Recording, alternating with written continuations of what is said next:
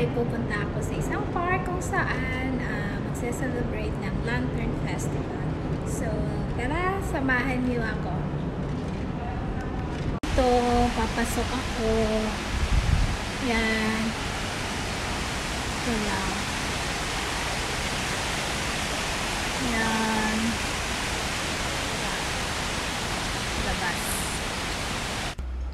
Ito na mga ka-adventure, nilalakad ko lang po from sa bahay papuntang sa park kasi 10 minutes walk lang naman po siya. So ito na po yung baba ng bahay, and ito po maglalakad tayo sa daan tayo dito sa Times Square. So ito po yung Times Square dito sa Causeway Bay, and ito isa po sa mga shopping area dito sa Causeway Bay. Ayan po ang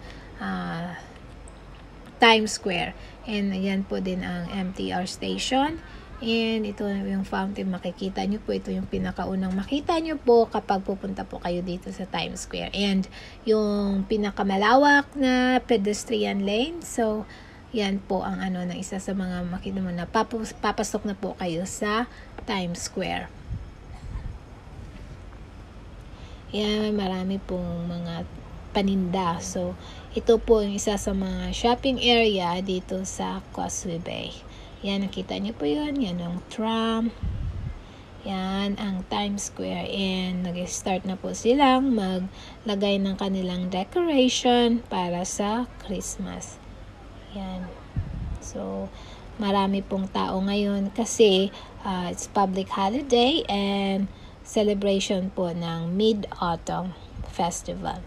So, ito po, diretsuhin lang po ito. Isa din ito sa mga kalye na dinadayo talaga ng karamihan kasi marami ditong shops na kung saan makakabili kayo from sa mga tawag nito, gadgets, and sa mga clothes, and sa mga jewelry, andito po. And ayun, makikita nyo din po yung shop ng Apple. Yun, pinakamalaki dito po sa Causeway Bay. And meron din mga street vendors na makikita nyo while naglalakad po kayo dito. So, ito po nga po dito sa Causeway Bay, sa Caroline Hill Road. Yan. And yan, marami pong nakaupo dyan sa gilid or sa tabi ng building ng Apple na nagbebenta din po ng yung mga substandard na telepono. Yung lalo na yung sa Apple na cellphone. Yan po, tingnan nyo po, marami po sila dyan. Yan, in front of Apple Store, diba? So, ito, marami pong tao ngayon kasi public holiday. So, during public holiday, ang population po dito na it's like times 2 or times 3 yung dami ng tao. But every day, marami po talaga siyang tao kasi nga, ito din po yung isa sa shopping area dito sa Hong Kong, and marami ding mga offices. So, dito, ito isa sa mga pinaka-busy po na area dito sa Hong Kong. And naalala nyo po yung previous ko na video, yung street vendors, nakita nyo doon sa kanan. Yan, papasok po. And yan ang Chanel building, tinatapos pa. And to your left, dyan po papasok sa MTR station. Yan. And ito po, diretsuhin po natin yan. Ito po yung sa papunta na po doon sa park. And ito po yung area kung saan ito yung pinaka hallmark na dito sa Causeway Bay. And makikita nyo po yung isang mall, yung Japanese mall, yung Sogo, ayan. And ang ganda pag sa gabi kasi yung yung presentation at saka yung lights. And tingnan nyo naman yung mga lights dito, mga nila. Ang ganda, very colorful. And yan, ito na po yung mga tao na papunta po doon sa park. Yung iba naman pauwi na. Yan, ang dami. So, ito po dito sa Causeway Bay. And marami po talagang tao dito kasi din yung Causeway, yung Victoria Park is nandoon lang po sa dulo. Kaya ayan, busy din dito. And ang Victoria Park isa din sa pinakamalaking park dito sa Hong Kong. And mostly of yung sa mga activity, kung mayroong mga activities, dito din sinaselebrate sa park. Kasi ang malawak yung espasyo dito sa park. Yan. So, ito na po yung area. Isa yan, yung mall din, yung fashion walk. So, shopping area. So, mga mahiling mag-shopping. Ayan, this is for you. And yan, makita yung H&M, IKEA. Yan. So, nakikita nyo po doon sa unahan, ang dami pong tao. Yung papunta po din yan sa park. Ito nga, ang busy na area dito sa Causeway Bay.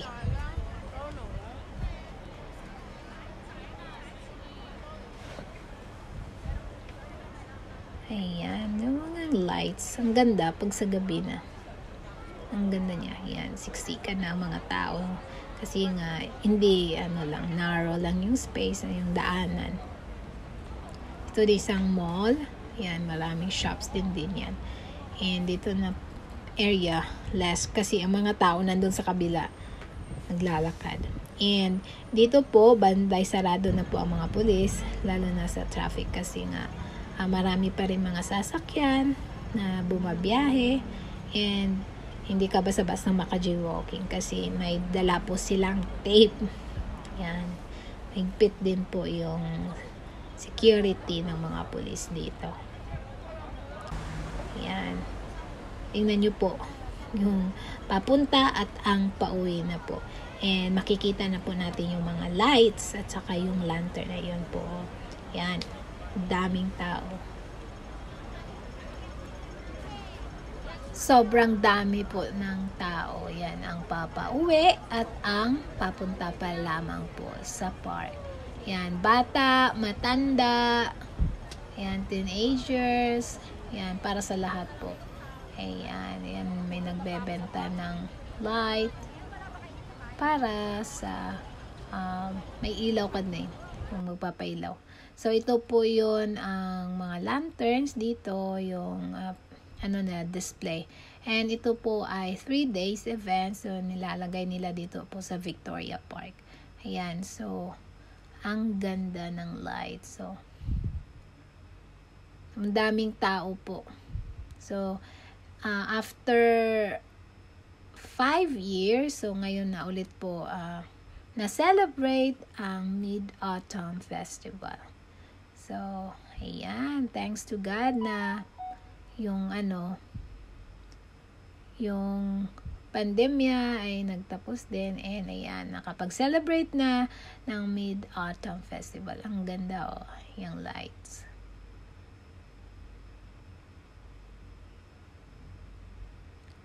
Ayan, ang ganda. And enjoy na lang po natin panoorin ang mga lights and yung lantern.